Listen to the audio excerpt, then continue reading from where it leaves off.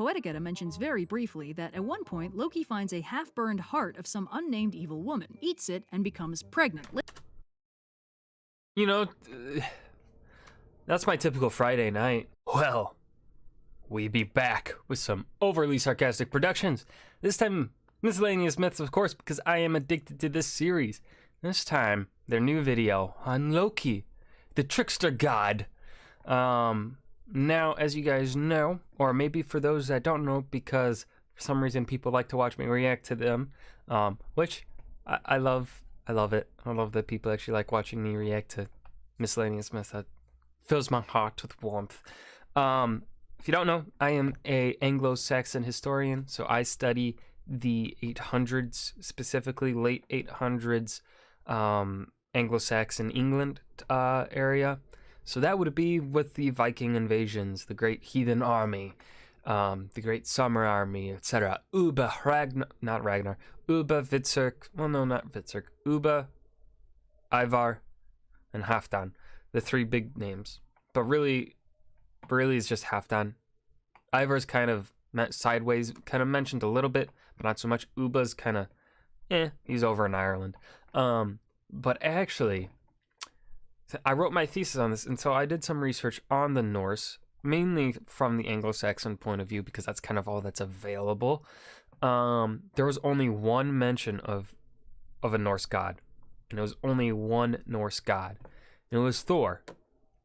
It was when Alfred was trying to reach an agreement with Guthrum. I forgot to mention Guthrum. Guthrum's the most important of the Viking leaders. Halfdan's probably second, but Guthrum and Halfdan, I would say, are the top two. He's trying to reach an agreement with Guthrum to leave his kingdom, and he was like, hey, swear on your arm ring to Thor, because I know, he's like, I'm Alfred, I know some things, because he thought that a sacred oath to a god would keep the Viking, would make sure the Vikings kept their promises. The Vikings didn't give a shit about swearing oaths to their god or one of their gods. But the one that was mentioned was Thor. No other gods were mentioned in like my research. So what this kind of tells us though is, I guess, the importance of the gods to everyday Norse life, especially or at least when it comes to battle, and their importance in, I guess, spreading their culture and religion. They didn't really seem to care about spreading it. They believed what they believed, and then they moved on. It's, I think, one way to explain it. So Loki, in my research, has not been mentioned. So, yeah, I don't know too much about him. I did play Assassin's Creed Valhalla. I did like the Loki that was there. I also, of course, watched the Marvel Cinematic Universe, so I love that Loki. Do I know any other Lokis? I mean, I know a bit about some of the myths around Loki, but I don't know too much. I know he has a baby, and that baby turns out to be a wolf, a very scary wolf that brings about the end times. So, yeah, let's go ahead and just dive right in. Most of us first get exposed to mythology through illustrated kids' books. This gives us the false impression that mythology is like a book, written down and not particularly prone to change. But that's more like what mythology fossilizes into over time. The actual living mythology looks very different from the carefully articulated skeletons that we put in the museums. Mythology is stories, and stories change with every telling. If you're passing stories down generationally through folklore and oral tradition, things change a lot, especially the characters. And in mythology, the characters are gods. So the gods end up evolving alongside their society. Every time a myth of a god gets written down, it's like a photograph of that god in that single moment of their development, or like a single frame from an animation. That single frame might be very cool and interesting, but if we can find enough of those keyframes and put them in the right order, the guy we just watched. Try and trace out what the full animation might have looked like and get a feel for how this god actually evolved over time. When we do a deep dive like this, I usually go as far back as I can to try and find the earliest stories so we can trace this evolution evolution and watch as the gods we're familiar with now start out as wildly unfamiliar figures before growing and changing with their societies to eventually become the figure we recognize today. Which brings us to our first problem. What do we recognize as Loki these days? Sources are very contradictory. He shows up in a lot of modern stories, frequently a shapeshifter or illusionist, and usually an antagonist, but that's about the only semi-consistent quality he gets. Sometimes he's a Jotun like his father, sometimes he's a rebellious kid because Odin is his father, sometimes he's working with Odin, sometimes he's a tragic, gothic prince of darkness, sometimes he's a sniveling coward, sometimes he's a full-on good guy with a tricksy streak, sometimes he's just a sassy little kid, sometimes he's literally Oh my sick. god, I forgot about that. I forgot to mention the video. Yeah, I played that video game. I love that. And I love that reveal at the end. That was so... Oh. God of War 2018 is just a chef's kiss of a video game. It's just... Oh, c'est fantastique. Ooh, magnificent. Oh, out of this world. Oh, I love it. 10 out of 10, 11 out of 10. I love that game. And sometimes he's praise that confidently game all the described as a time. fire deity, even though he probably isn't. My bad. So while previous deep dives have had an easy starting point because we have a clear image of where the deity in question ends up, Loki's wildly inconsistent modern portrayal complicates the issue. We can still look back to where he started, but we don't have a clear image of what he's going to become, which is just like him, honestly. He could stand to be a little more considerate about these things, but looking back to where he started isn't as easy as I made it sound. The other main complication here comes to us courtesy of Christianity, and the stubborn refusal of the Norse to actually use their existing writing system to write their mythology down before the monks showed up. Our pre-Christians... Yeah. Yeah. That's what the Norse are stubborn assholes. They didn't write shit down. Like fucking nothing. Not until I think they didn't really start writing things down. The Icelandic sagas are really kind of the first written down records of Norse mythology and Norse legends and stories, right? I think. Sources are sparse to non-existent, and Christianity has this frustrating habit of retconning other people's religions out of existence. So in I mean, kinda. But they also adopt a lot of things too, so like, gotta be a little bit fair. But no, she's right. Won't someone think of the scholars? Culture So instead of cleansing diving go into the broke. earliest mythology, because we don't have any from that far back, nobody tell Blue, but we're gonna try starting with the real history about as far back as we can go. The end of the Ice Age, when the glacial ice pack finally receded from Scandinavia and the region entered the Nordic Stone that far Age. back. This period of history is pretty solidly in the Fog of Ages zone, where basically all we know about the people who lived there is how they preferred to nap their flint. A series of Stone Age societies cycled in and out of this region from 12,000 BCE till around 2800 BCE, when the Indo-European battle axe culture broke onto the scene and hung out with the coastal pitted ware culture for 1,000 years or so until 1700 BCE, when the societies fused together and entered the Nordic Bronze Age. This new culture practiced agriculture and domesticated animals, maintained trade with our friends over in Mycenae and Greece, had a ton of wealth by the standards of the era, and were really into boats. Between all the rock carvings of ships and their boat-shaped burial monuments, we can already see how these proto-Norsemen were on track to becoming the seafaring Vikings we know and love. Now, they didn't seem to have a writing system at this point, so all the theories about their mythology are pretty fragmentary and not very well sourced. But we know from their art that they cared about three things: animals, boats, and the sun. They seem to have made a mythological connection between the movement of the sun and the movement of animals, and specifically, they decided the sun was being pulled by a horse like a chariot. This is noteworthy because it actually survived into Norse mythology in the characters of Skinfaxi and Hrimfaxi, the horses that pull the chariots of the sun and moon. While plenty of mythologies conflate the sun and moon with chariots, the person in the chariot usually gets more press than the animal pulling it. Anyway, around 500 BCE, there was a bit of a technological leap, and Scandinavia entered the Iron Age, working with bog iron they extracted from peat. A little bit of local climate change seems to have nudged the Norsemen a little ways south, which probably helped take them to the next big jump just around 0 CE, when the Romans arrived. The transition from the pre-Roman Iron Age to the Roman Iron Age was pretty painless, since for the Scandinavians it basically just meant another trade route. The Romans gave them coins, vessels, weapons, all that good stuff. But the Romans got something very valuable for us. They actually wrote some stuff down. In roughly 98 CE, General Tacitus wrote the Germania, an ethnography of the Germanic peoples they made trade with, and noted that they seemed to worship a pantheon of gods led by Mercury, honored with animal and human sacrifices on a specific day of the week. He also mentioned worship of Mars, Hercules, and Isis. Now that classic Roman syncretism is in full swing here, but it doesn't take a comparative mythology scholar to work out that this Mercury is the tricksy traveler Odin, worshipped on Odin's Day, aka Wednesday, and that Mars and Hercules are most likely Tyr and Thor. Tyr mapped to Mars because they're both war gods, and Thor to Hercules probably because they're both giant slayers. Unfortunately, Isis could theoretically be any of the Norse goddesses, but Frigg or Freya is probably the best bet. Regardless, in my mind, I was thinking Freya. This is the first solid written confirmation of the Norse pantheon we know. But honestly, they were probably a combination. At least The Romans probably maybe have combined them if there was a separation at the time. I don't really know the difference between Frigga and Freya. So, I just know Freya is the goddess of fertility, I think. Love. It's fragmentary and filtered through a highly biased lens, but it gives us something to work with. Unfortunately, it doesn't give us Loki, and what exactly that means is a little unclear. He could have been a relatively minor You didn't write down the thing with the goat, right? Shush. figure in the pantheon, not worth Tacitus' time to mention, and since he only listed the hugely important major players with days of the week named after them, that's not too far-fetched. But it's also possible that Loki didn't exist yet. And that's weird. This is also around when the Norse writing system first appears. Combe, 150-ish AD, Vimose. Runic inscription reads, Harya. Futhark runes first get used around 150 CE, theoretically derived from an old Italic script, though it's not 100% clear how they got from the Italian peninsula all the way up to Scandinavia. Mythologically, Odin receives the forbidden knowledge of magic runes by ritualistically sacrificing himself to himself on Yggdrasil the World Tree and getting a sweet power-up, which I guess is as good an explanation as any. Step up your game, Duolingo. Anyway, that trade situation can... She's calling out the fucking Duolingo bird. You're gonna get your shit messed up if you call out that bird. He'll fuck you up. Continues till around 400 CE when the Roman Empire accidentally plugs a power bar into itself and collapses into the ocean, and the Scandinavians basically don't notice. But they sure notice what happens next, as the 700 CE is when the monks show up. Christian missionaries roll up to Scandinavia, and the Norse hate it so much that apparently it kicks off the Viking Age in retaliation, officially beginning in I didn't hear about that. 793 when Vikings ransack and burn Lindisfarne Abbey, taking all their shinies, killing and enslaving the monks, and Taking all their shinies.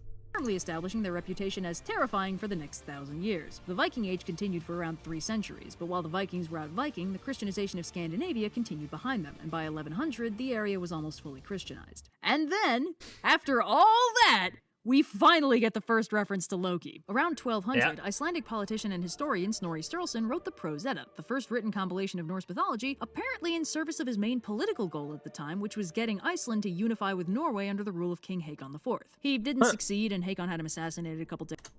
The death of Snorri Sturluson, 23rd of September 1241. Colorized. Later, but that doesn't matter right now, because this motivation completely reframes his role in compiling the Prose Edda. Iceland and Norway were fully Christianized at this point, but by consolidating their shared pagan history and mythology, Snorri could give them a single cultural identity to promote their unification under Haakon. Sure, we're Iceland and you're Norway, but we're all Norsemen, right? Bring it in. So that's why the Prose Edda begins with a prologue describing the Christian story of Genesis, and reframes the Norse gods as Trojan heroes who fled the fall of Troy, settled in Scandinavia, and were... What? What? I have never heard of that take accepted on it. as divine kings thanks to their superior technology. That's right, Snorri Sturluson ancient aliens himself. Anyway, with that bit of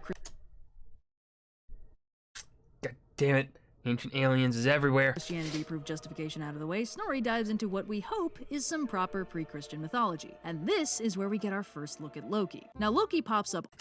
Oh boy, Prose Edda Loki, backbiter, inventor of lies / deceit, beautiful but evil in disposition, causes problems for the gods but helps them out too. Cunning and clever, textbook chaotic and neutral. Consequences? For my actions, it's more likely than you think. All his stories follow the same structure. Loki does something for shits and giggles, unintended consequences ensue. The Aesir force Loki to fix it. Oh, Loki. All over the place in the Prose Edda. He's referred to with the epithet backbiter and described as fickle-minded, the inventor of lies, and beautiful but evil in disposition. So basically, classic femme fatale. He's summed up in one sentence as regularly causing problems for the Aesir, but just as regularly helping them out with his clever tricks and schemes. Basically, the token, chaotic, neutral teammate who causes problems for shits and giggles, but then cleans up his mess when he has to. He has 3 children with a... What you got there? A smoothie. Alright, so he's got a snake, his dog, a wolf, or a puppy, and a demon child, since my face is covering it. Alright, and then, alright, so that's Odin, and then I'm guessing that would be Thor. Giantess in Jotunheim, and he keeps them a secret from the Aesir. But they find out eventually, and unfortunately for Loki, there's a prophecy going on. These children are destined to cause some serious problems for the Aesir when Ragnarok rolls around, so Odin deals with them. Loki's daughter, Hel, is cast... After my nap, we begin the vengeance. Yes, my queen. Now pick me up. To Niflheim, and while she becomes the super powerful queen of the dead, it's pretty clear she can't really leave. His son, Jormungandr, is cast into the ocean where he grows to enormous size, and his other son, the Fenris wolf... Jormungandr was Loki's son? Huh. I forgot about that one.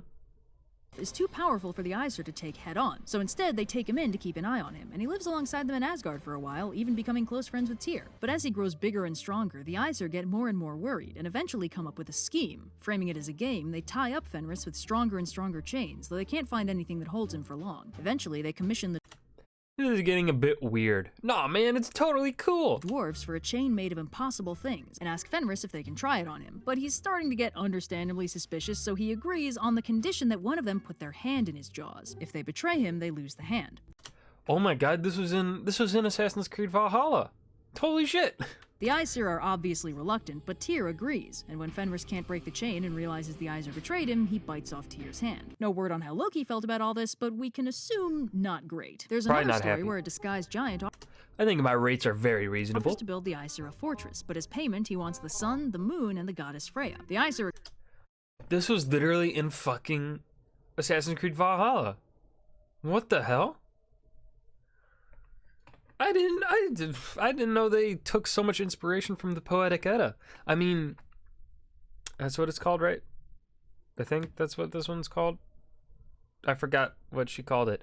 But what's interesting about this goes to show that while maybe you may not like Ubisoft games anymore, they still do their research on their Assassin's Creed games, and they still do a good job with their research.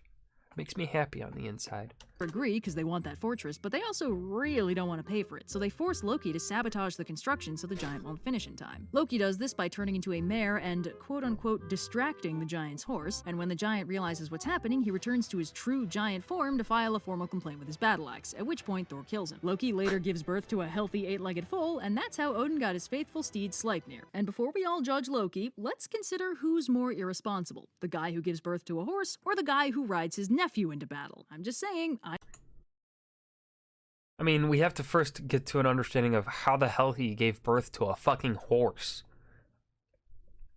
I know which one I wouldn't trust as a babysitter. And as one more core world Just a building, prank, bro. Snorri recounts the events triggering Ragnarok, where Loki arranges for Baldur's death by mistletoe and flees from the angry Aesir, living in hiding and incidentally inventing the fishing net in his spare time. When the Aesir find him, he burns the net and turns into a salmon, hiding in a nearby waterfall, but one of the Aesir deduces his fishing net invention from the ash pattern and recreates it, using the net to then capture him. Foiled by his own cleverness one final time, Loki is imprisoned under the earth and tortured by a snake, causing earthquakes whenever he wriggles. Now, there's a bunch of other stories about Loki, his wager with the Sons of Ivaldi, his adventure with Thor dealing with Utgard Loki, and an interesting prequel to the Volsunga saga where he steals gold from a dwarf to repay a debt, including a cursed magic ring, and then passes the cursed ring off to the guy who forced him to pay the debt in the first place, kicking off a chain of murder and misfortune for the jerk in question, and leaving Loki consequence-free for a change. But basically all the stories follow a very specific format. The Aesir make Loki fix a problem, whether or not he caused it, and Loki makes it work through a combination of cunning trickery, slapstick comedy, and the occasional pregnancy. But you also might know Hold on, you just brushed over the occasional pregnancy right there at the end, and I'm gonna need some further explanation. Notice that the Aesir don't really come across as all that good here. They break their oaths, cheat their way out of debts, torment and abuse Loki even on the rare occasion where the problem wasn't his fault. They're not painted as particularly divine. Snorri's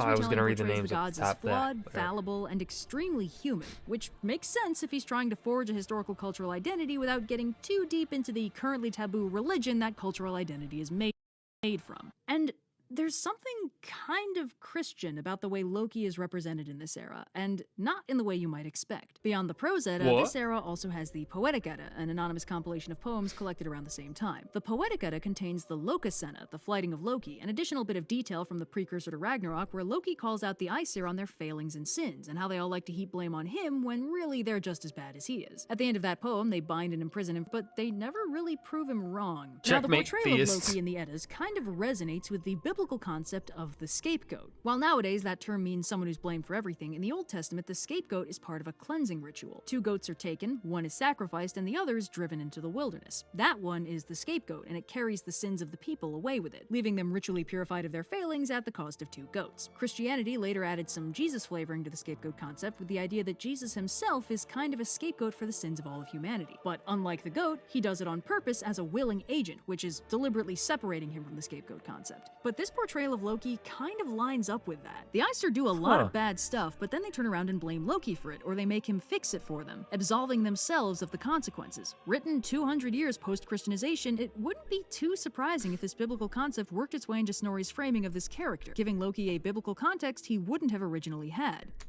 Yeah, no, she's right. She's right. And between his role as scapegoat That's some good deduction.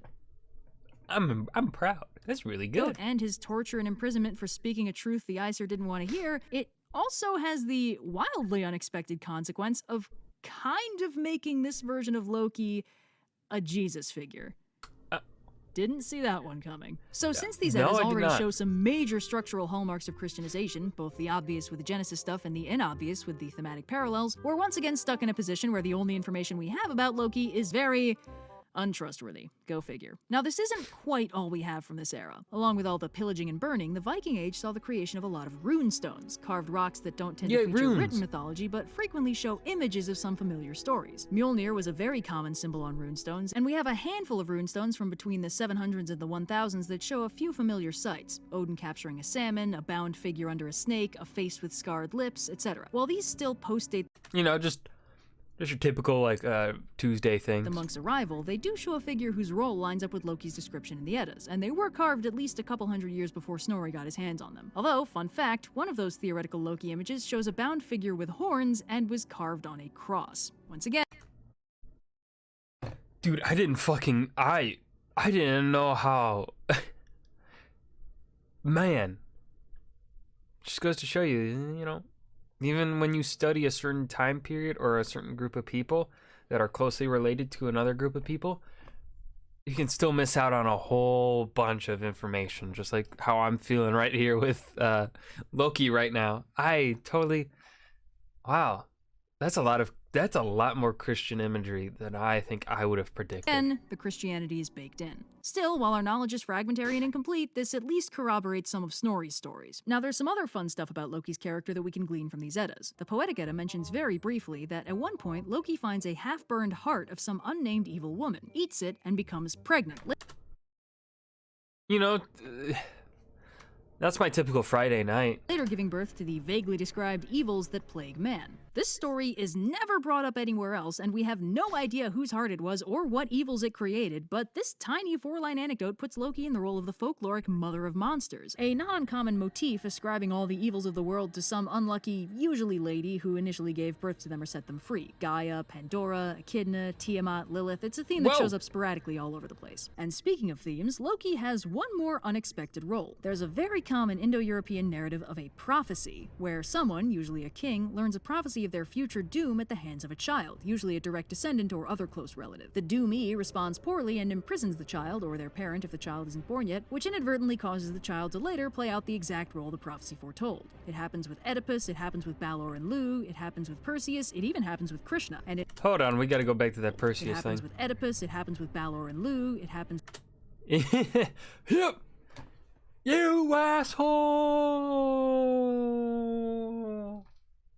I had to do it. Perseus, it even happens with Krishna, and it happens with The kid is gonna Odin, kick your ass. Loki, and Loki's kids. Since we tend to think of Loki as the bad guy, or at least the one to blame when things go wrong, it's easy to miss this, but Odin slots perfectly into the role of antagonist in that quintessential Proto-Indo-European prophecy structure. Yep. He hears the prophecy of Ragnarok, and in trying to forestall it, he inadvertently gives Loki's children the exact powers and motives they need to fulfill that prophecy. Hel had no power over the dead until she was exiled to their realm, and when Loki marches in Ragnarok, he brings her army of the dead with him. Jormungandr wasn't the world serpent until he was cast into the ocean, making him large enough to eventually kill Thor. And Fenris Wolf was perfectly happy to live among the Aesir in peace with his best buddy Tyr until they betrayed him. And when he breaks those unbreakable chains, he kills Odin himself. And where does Loki fit in all this? Well, he's in good company with characters like Danae, Devaki, and Aethne, the unfortunate mothers to the prophecy children who are imprisoned, tormented, and otherwise live quite unhappy lives until their children reappear to fulfill the prophecy and kill their tormentor. Which lines up uncomfortably well with the start of Ragnarok. The only thing making Loki unsympathetic in this situation is the fact that his prophecy children caused the literal apocalypse. But, and hear me out on this one, Snorri might not have intended to frame Ragnarok as a bad thing. Loki may be a backbiter and a trickster, but at this point in his development, he's in a surprisingly sympathetic role. He helps out more than he hurts, with the noteworthy exception of the death of Baldur and the onset of Ragnarok. But even that story is kinda suspicious. There are plenty of theories about it, but one of them suggests that Baldur's death is actually a ploy by Odin. Odin received a lot of human sacrifices, at least in the mythology, and he He's sort of died a few times, sacrificing himself to himself for power and knowledge, and Baldur's death by mistletoe has some suspicious mythological resonances to other stories of sacrifices to Odin. There's a story about a legendary king, Vikar, recounted in detail in the Gotrek saga, late 1200s, but referenced in earlier texts like the Gesta Danorum,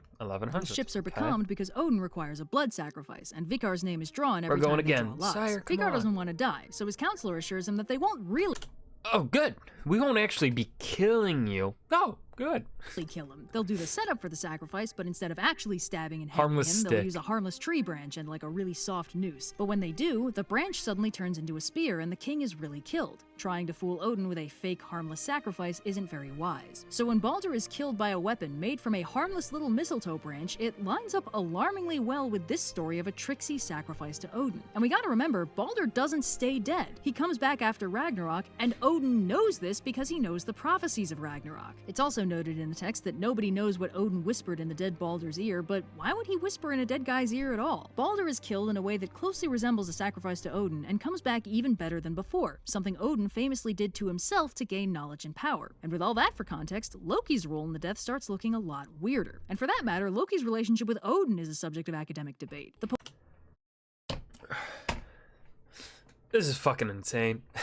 Poetic Edda describes them as blood brothers, but some scholars suggest that Loki might actually be an aspect or a reflex of Odin, some offshoot deity playing a specific and unknown role. They are both tricksters and masters of disguise, and if I had to pick a Norse god to map to Mercury or Hermes, the trickster god and thief, I'd probably pick Loki instead of Odin. Baldur's death smells of lost mythological context and ritual implications. There's more going on here than we know, and that means Loki's role in the death is similarly mysterious. Anyway, this is unfortunately in the category of we'll probably never really know what was up with that, but it's still valuable information just to know that this story probably shouldn't be taken 100% at face value. Loki does a lot of dumb stuff, but casual god murder is a bit outside his regular wheelhouse. And here's another weird angle. Because of Snorri's authorial biases, his very conspicuous framing of the Norse gods in the strict past tense, and his extremely careful separation of these pagan myths from the Christian faith they've adopted, Loki killing Baldur and triggering the twilight of the old gods might have been originally presented by Snorri as kind of a good thing. There's this biblical concept of cleansing Armageddon, that the world gets too messed up and sinful and your only option is to burn the bad stuff to the ground and start over. And while Ragnarok is almost certainly a pre-Christian concept, Ragnarok is a huge deal and the central focus of the narrative might have been a Christian modification. The idea that the old gods were messed up and had to die so a shiny new world could take over, with a shiny new Christian god in some translations, would have been very appealing for someone trying to appeal to a shared cultural history without superseding their shared religious identity. So what might have been a I never put two and two together like that. That's a great point. That's fucking amazing. Footnote or a highly contextualized ritual in the original folkloric space could have ballooned into being Loki's defiant act, killing Baldur and kicking off a cleansing apocalypse to make way for the new world. And again, as we've discussed, Odin has a lot of themes about dying and then being reborn even better. And it's another facet of Loki's character that's not nice, but from Snorri's perspective was probably still fundamentally good. All in all, the Edda doesn't exactly paint a flattering portrait of Loki, but he still comes across as unconditionally necessary. He solves problems nobody else can handle, he gives the gods a scapegoat so they can maintain their own perceived flawlessness and never introspect enough to meaningfully improve, and he ends their imperfect world to make way for the new one. All good things from the perspective of someone living in that new world. So that's potentially Snorri's angle, though it's impossible to know for sure. But he's not the only Christian historian with an opinion on Loki. And amusingly, while the Eddas seem to frame him as a necessary nuisance, some of its later translators apparently missed the mark on that one, and interpreted Loki's role as trickster, deceiver, and father of lies as making him a Satan parallel, something Snorri himself never did. For instance, back in 1880, hilariously named Norwegian philologist Sophus Bugg theorized that all the stories in the Eddas were actually Christian, with basically no pre-existing mythological basis, and Loki was just literally Satan. And while that theory was soundly rejected by basically everyone, Loki as Satan wasn't so easily scrapped. Except maybe it's not just a the little. most baseless analog. He's the token malevolent divinity, the god who betrays the other gods. He's not that hard to parallel with a fallen angel or a Judas figure, except these interpretations hinge on his role in the death of Baldur as the ultimate unforgivable betrayal, and completely ignore every other story about him. Some of these translations add prologues that refer to Loki as a vile serpent, which is totally made up. His only major epithets in the Edda are backbiter and Laufey's son, and he is never a snake. He and snakes don't really get along. If Snorri wanted to make Loki a Satan figure, he would have made him a Satan figure. But because Snorri put focus on Ragnarok for his own reasons, later analysts also focused on Ragnarok, and without the context Snorri had, the world will be reborn better than ever. Wow! Loki Instead sucks. of cleansing the old world to make way for the one we live in now, it looks like a very bad thing, a tragedy, and it looks like it's all Loki's fault. With this perspective shift tipping Loki from necessary nuisance into fully antagonistic, Loki's complex and surprisingly sympathetic framing from the Eddas gives way to a much more basic one: cartoon Lucifer. He's still a liar and a trick. Oh boy, here we go. Post-Snorri translated Loki, frequently characterized as a serpent, role as Baldur's killer, and thus the indirect inciter of Ragnarok, receives the most focus. Less comedic, more malevolent, borrows characterization from a pulp culture understanding of Satan. His bad acts with unintended results are framed as moral betrayals of the gods. All heroic acts are downplayed. Trickster, but his role as problem solver withers away and gets replaced with some more satanic implications of being a manipulator and an evil tempter, which is hilarious because The story of God's comfy in there. If I say yes, will you let me go? Not a chance. Logical Loki literally can't manipulate his way out of a box. But with Loki placed in explicit opposition to the Aesir, another possibility opens up. Because the Aesir still don't come across as all that heroic. Yeah, sympathetic rebel versus Violent, morally dubious. oath-breaking, perpetually drunk. It doesn't take much work to frame them as structurally problematic, especially if you add the subtextual implication that, on top of all their other flaws, they'd have to be idiots to keep someone like Loki around. But if the Aesir are bad, then Loki, Now, hold on a second. has the opportunity to be good. Loki makes an easy rebel. Oh boy, cool rebel anti-hero Loki. Much less common, but fairly popular in modern writing. Corruption / why am I struggling with this word? Immorality of the Aesir is highlighted, providing moral justification for Loki. Sympathetic framing highlights his heroic qualities and day saving. Also focuses on his torment by the Aesir. Sometimes even killing Baldur is framed as justified, even necessary. And he's canonically pretty, so the fanfic kind of writes itself. Against the system, since he's basically just an agent of chaos, and with a little tweaking, he's not hard to rework into a misunderstood rebel anti-hero. Even post-Satanization, Loki still kinda walks the line between sympathetic and unsympathetic. Loki's character is fundamentally transgressive. He breaks rules and he crosses boundaries. He's pretty much the only Norse god who changes gender on the regular, and even his heritage crosses a line: a Jotun father and an Aesir mother, mixed parentage no one else seems to share. He travels a lot, accompanying Thor on the occasional journey, but more often borrowing Freya's feather cloak to travel to Jotunheim or to the realm of the dwarves. He doesn't fit easily into any one realm, and his divine domain is also a bit uncertain. That's a weird thing to overlook, right? He's a god, but why was he worshipped? Tyr and Odin, gods. Oh boy. Poetic Edda. You must know victory runes if you want to know victory. Carve them into your sword's hilt, horn the blade gods on the blades, invoking Tyr's name twice. He was old and a great warrior, and Odin had promised him victory. Odin pricked her with a sleep thorn and declared that henceforth she should never have victory in battle. Prose Edda. There is also an Aesir called Tyr. He is the bravest and most valiant, and he has great power over victory in battles. It is good for men of action to pray to him. Gods of war were prayed and sacrificed to for victory in battle. Freya and Nord, gods of Oh god, there's so much reading. The saga of Hervor and Heithric. King Heithric worshipped Frey, and he used to give Frey the biggest boar he could find. They regarded it as so sacred that in all important cases they needed to take the oath on its bristles. It was the custom to sacrifice the boar at the sacrifice of the herd. The Thatr of Sorli, I've probably butchered that. Othin was the name of their king, and it was a great place for heathen sacrifices. Othin appointed Njorth and Freya as priests. fertility were sacrificed to for peace and a good year. Thor, god of storm. Oh my god. Gesta Hammerbergensis. What the fuck is that name? Gesta Hammerbergensis Ecclesia Pontificum. Adam of Bremen. For each of their gods, they have appointed priests to offer up the sacrifices of the people. If plague or famine threatens, there is a sacrifice to the image of Thor. If war, to Odin. Huh. So plague or famine was for Thor. If war was for Odin. Interesting. Storms and rain was sacrificed to in times of famine or disease. But I can't find any big sacrifices to Loki or any agreement on what exactly he was the god of. Lies and trickery were his personality, not his deific domain. Thor wasn't the god of getting drunk and hitting stuff. The gods were worshipped because they played a role in the day-to-day lives of the Norse. What was Loki's? Unfortunately, it's really hard to tell. If he wasn't getting festivals or big dramatic blood sacrifices, it wasn't really going to be written down. Maybe he was worshipped in smaller, more domestic ways. Maybe he was one of those antagonistic gods that people would pray against, but there's basically nothing to go on here. This is around the time where, with no other clues to go on, I'd want to dive into the etymology of his name to find out what he originally meant on the most basic level, or to see if he was based on an older god. But, unfortunately, that information doesn't really exist either. Loki's name is short. She's just so unlucky with Loki. And simple, and the etymology is a subject of furious debate. Due to its similarity to the Old Norse word my God. Logi, meaning fire, some people have suggested that he was a fire god. And while he might have been some sort of heart spirit, more on that later, he doesn't seem to have been a fire god. The words are similar, but not cognate. Plus, in the myth of Utgard Loki, he loses an eating contest to Logi, the personification of fire. That wouldn't make any sense if they were supposed to be the same being. So it's not Logi. What else could it be? I love their There's a few drawings. possibilities. It might be derived from the Proto-Germanic root luk, a root used for words related to loops, like knots, hooks, and locks. It also sees use in words for spiders and spider-related things. In Swedish and Faroese, the word for cobweb is literally Loki's net. So, is Loki a spider?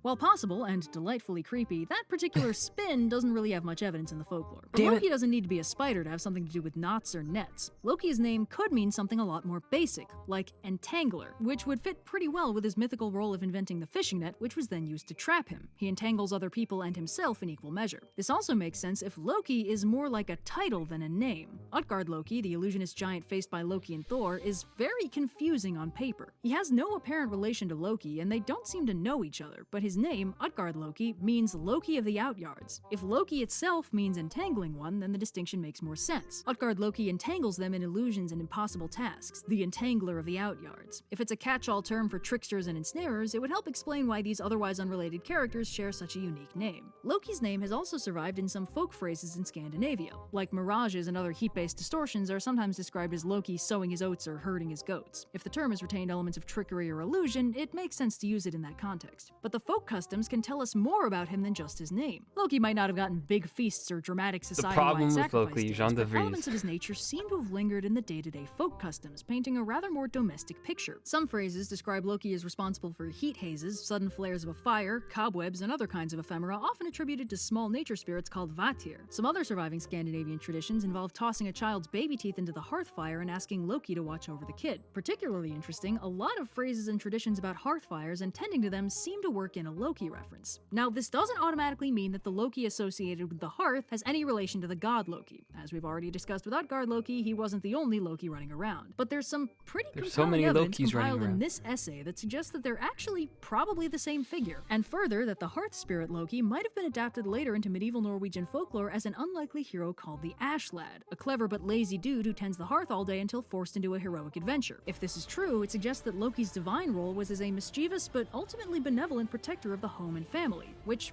honestly does resonate pretty plausibly with how many kids he canonically has. But unfortunately, like everything else about Loki, this is pretty confusing and hard to pin down. Yeah. Connection is possible, but it's kind of impossible to See, I'm not talking much right now for the past few minutes, I'd say, because I'm just confused. conclusively prove.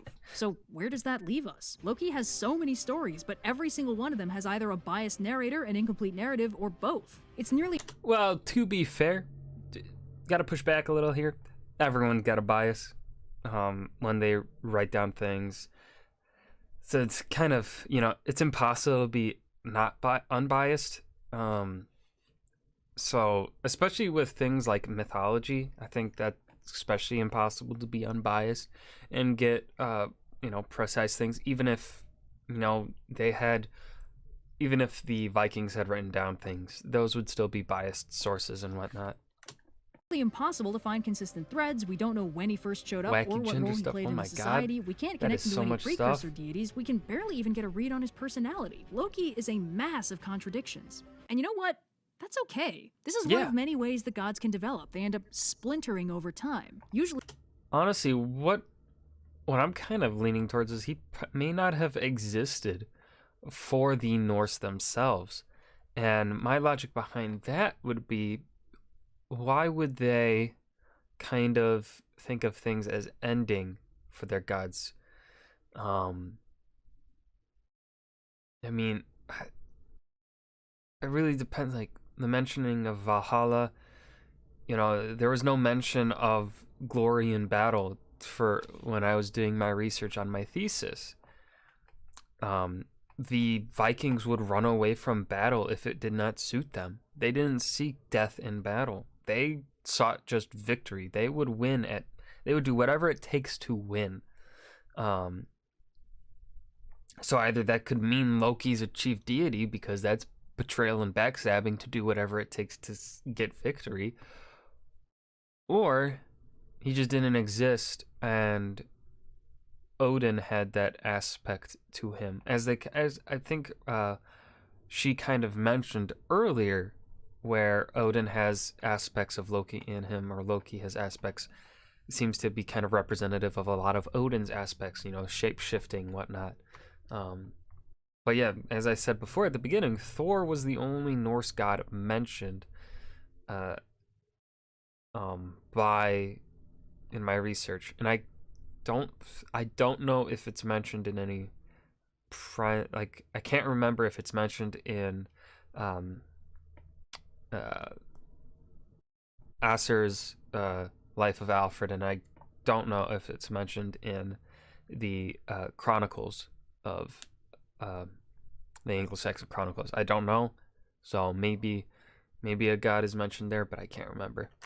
The only gods with one perfectly consistent linear narrative are the ones who had that purposefully constructed by somebody with an agenda. But in a living mythology, a god is worshipped day to day. They play a role in a human life, and people's lives change, and so their needs change. The role a god plays can change a lot over time as the society changes. Without an artificially constructed coherent canon for Loki, we can't really get a good look at a linear narrative for him. But the fact that gods have linear narratives at all is usually an artificial addition from other people. Loki is extremely confusing, and that's okay. Nobody ever said he had to be simple. And the sad truth is... And honestly, that confusion around Loki goes a lot into his character. That sometimes information gets lost, and once it's gone, we can never get the full picture. Trying to fill in the gaps with information that isn't there is a recipe for conspiracy theories. And to be honest, I disagree. I disagree on that, because a lot of the time, especially when you go so far back, you have to take the context of what we do know and then apply your educated guess if you were well researched on the topic, right? Let's go with me, for example. I wouldn't take information from ancient Rome and then try to make an understanding or a theory on things of ancient Rome, because I'm not well researched enough on Rome to make those educated guesses. However, I could reasonably make some good educated guesses, I would say, on topics in Anglo-Saxon England. I can make inferences there based on information that we do have, because I've studied the topics so in depth. And I think because of the amount of research that she's made here on Loki, she's able to make those inferred guesses and whatnot, because she's done the immense amount of research and stuff. So I trust her.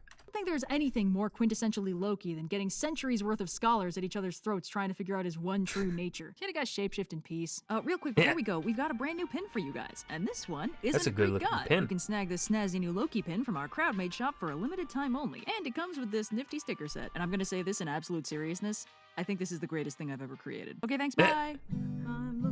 Let's see, 27 minutes just to say we legitimately don't know what his deal is, SMH. I mean, that's fair. That's reasonable. That's okay. Anyone who tells you they know what Loki's deal was is trying to sell you something. Yes. And thanks to our wow, this is the shortest she's ever usually she writes a big thing at the end here. Is that her voice? Yeah, that's her voice. Oh, it's such a good voice. So yeah, we're at the end of the video here. That was Miscellaneous Myths Loki. I have nothing else to add on here at the end. This was so well done, so well researched. I'm just amazed. That was some excellent research done here by Red. She did a great work. Literally no complaints. I mean, of course, I have the things I said here towards the end about, you can make inferences. I think it's okay to make inferences. Honestly, I think that is kind of like a researcher's, a historian's job. To make inferences based on the knowledge that we do know. Now, of course, it will never be set in stone information, but if enough people that have studied the topic come out and agree on that same theory, then I think that theory is solid enough to where you can consider it as close enough to fact, as close to fact as you can get. And then, of course, maybe down the line, some information gets revealed and it debunks that myth, that fact, and now that former fact is now theory and or not even considered theory because it's no longer probable because of new research available. That happens. History does change based on the amount of information that we get. Now, of course, it doesn't change that often, but it does change now and then. Like, if you go and look at history of Alfred the Great and stuff, there's been changes over the last 100 years in ways we regard certain things that have happened, and certain things as to why they happened and whatnot. But I'm going to stop rambling here. This was a great video. I hope you guys enjoyed. Remember to hit that like button and subscribe for more, and I will see you guys in the next video. Peace.